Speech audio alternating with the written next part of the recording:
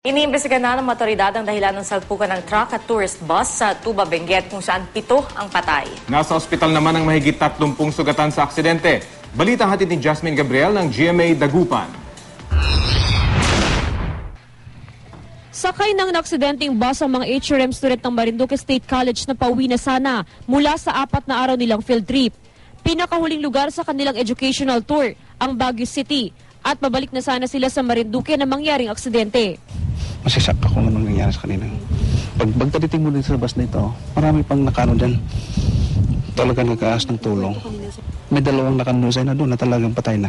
Sa inisyal na investigasyon ng pulisya, mabilis umano ang pagpatakbo ng driver ng tourist bus, kaya hindi nito nakontrol ang pagmamaneho, pababa, na naging dahilan ng pagbangga nito sa kasalubong na truck na paakyat naman.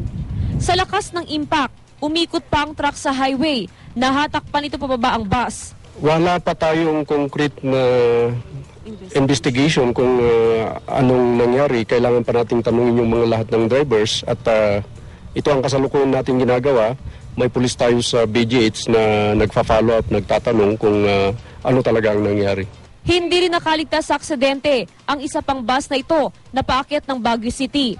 Mabuti na lang daw at mabagal ang pagpatakbo ng driver at wala itong sakay. Akyat kami, sinusundan namin ito ay. Alin ho itong truck? Yung truck. Oo. Okay. Malayo ang ano namin. Dito nandyan ako, siya nandun sa kurbada.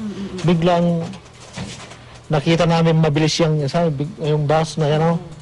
Sumapul dyan, nagsapulan silang 2. Nasa pagamutan ngayon ng mahigit sa 30 estudyante, guro at staff ng Marinduque State College. Nasa pagamutan din ng driver at pahinanti ng container truck.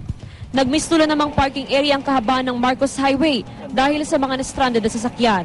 Jasmine Gabriel, GMA News.